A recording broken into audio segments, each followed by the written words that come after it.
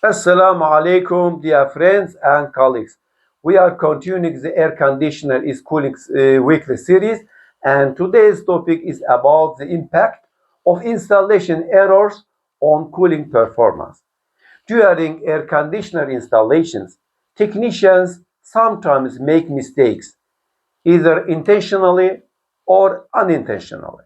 Today, we will discuss the error I've seen most frequently in recent years, the incorrect selection of pipe diameter. We encounter this problem most often during the installation of 24,000 BTU air conditioner units. In the vast majority of air conditioners with a cooling capacity of 24,000 BTU, the liquid refrigerant line is 6 mm. However, the suction line must be 60 mm. It is a well-known fact that installing 60 mm pipes is somewhat more difficult. On the other hand, the price of this pipe is significantly different compared to a 12 mm pipe. Air conditioning technicians often think that reducing the pipe diameter has no effect on cooling. It is possible that you do not encounter such an issue in your country. But we must consider that there are over 200 countries in the world and people do not think the same way everywhere. It may even be that no one in the world does such a thing. In that case, we will develop the topic by simply assuming a virtual technician makes such a mistake. Let me say in advance that following the calculations of the manufacturer specialist is essential for me. Let's assume that in a 24,000 BTU system, the suction line is replaced with 12 mm instead 60 mm. The distance is 5 meters. Comparing the cross-sectional area of the 12 mm pipe to the 60 mm pipe, we see a reduction of approximately 43%. This means the path for the gas is nearly cut in half. If the speed of refrigerant vapors in the 60 mm pipe is 5 meters per second, this speed must increase by at least 43% in the 12 mm pipe for the same amount of refrigerant to return to the compressor. Of course, as the speed increases, the resistance of the pipe will also increase. The compressor will struggle to compensate for this resistance and will overheat beyond normal levels due to the extra work.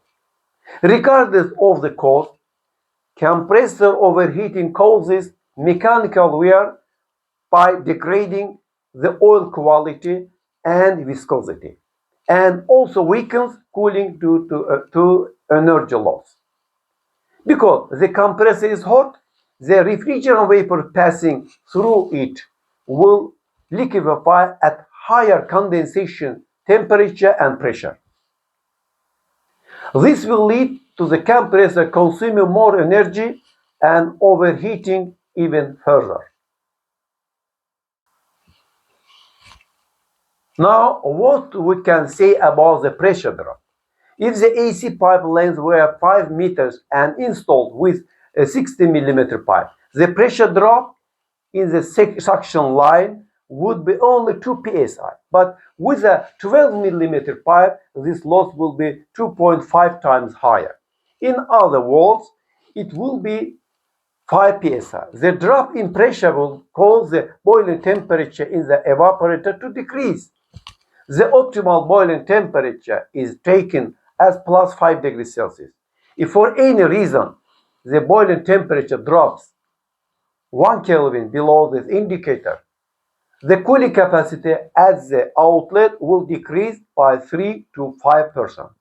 In this case, the boiling temperature will drop by approximately 1.5 Kelvin.